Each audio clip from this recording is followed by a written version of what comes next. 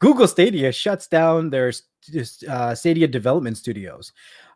This is really weird news because Stadia hasn't been around that long. It's just weird to hear that but it's not uncommon for Google to start a project and just squash it. Like we see this time after time again that Google will start something and be like, okay, we're going to do this. And then we're like, no, we're not doing it anymore. And we'll shut it down. They had a really good idea when they started Stadia, because Stadia isn't just about game development. The idea about Stadia is being a cloud-based gaming platform.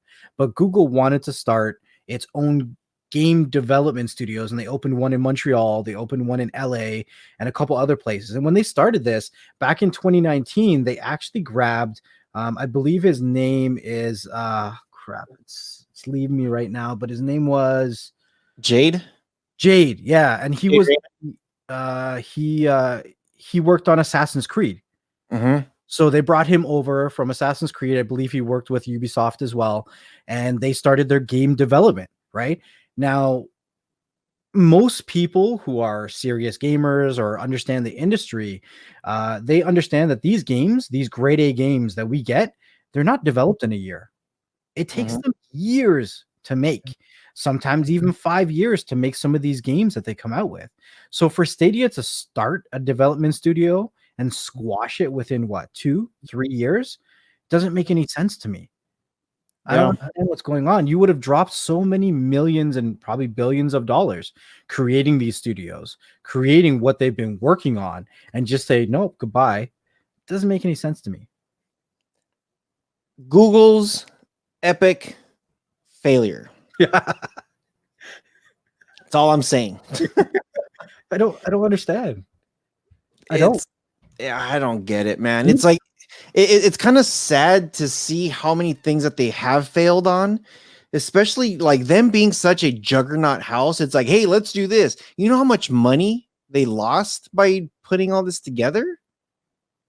And then you got, oh man, don't get me started. And then you got fools over at YouTube doing all kinds of crap. But do you think that sometimes they do these kind of failures to claim a business loss so they don't have to pay certain taxes?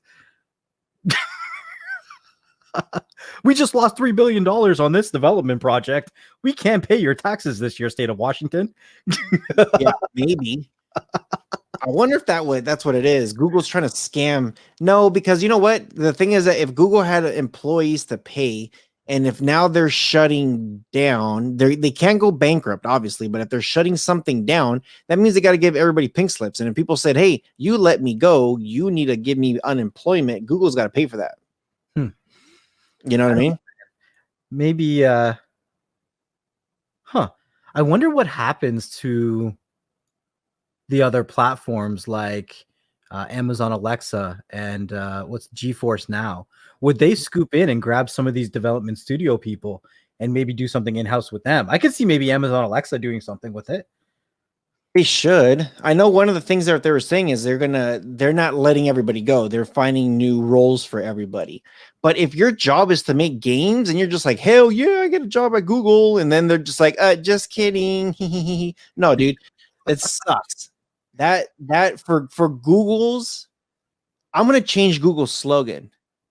The place where we fail. It's like, I don't know, man. Like, why would you go and jump in a market like that and then not be ready for it? It's I don't know. I think I know it doesn't seem like they're going to shut down completely. You know, here it says Stadia will focus on third-party games, meaning cool, Cyberpunk 2077. Yeah, you can play this on Google Stadia. They're just allowing other stuff to come in to play on their platform. But if you saw Google Stadia shutting down their whole department like that and then just focusing on third party, would you have confidence in Google Stadia to purchase anything off of them? I wouldn't. Here's the thing.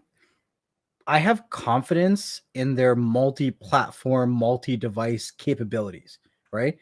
I never really had confidence in Google for producing new games, right? They made a lot of money off of letting people play Cyberpunk on their cell phones and all their Android devices and all that stuff, right? So the compatibility of having any kind of device that you have and being able to game on it, that's really cool.